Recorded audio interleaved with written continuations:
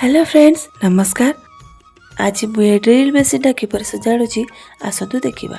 प्रथमे मु drill machine cord को करेन्ट दउची। देखंतु ड्रिल मशीन चलुची हेले ड्रिल चकटी बुलुनी। मु ए चकटी को हाथ रे धरिची, खाली आर्मेचर ही बुलुची। जदि आर्मेचर सहित चक न बुले ड्रिल मशीन होल किपरि करिवो? ताले आसंतु मशीन को खोलिबा।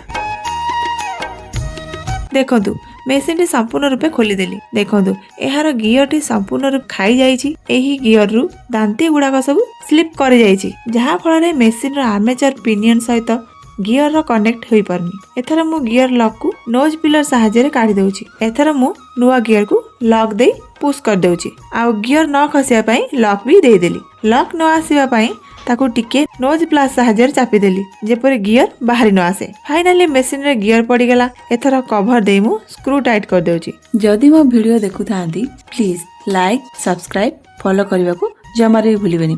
आपनकर टिके भलो पाइबा मते आगो को नेबा को सहायता करिवो। आहुरी बहुत नुआ नुआ वीडियो आनिबा पई। फाइनली मशीन कंप्लीट हो जाइछि।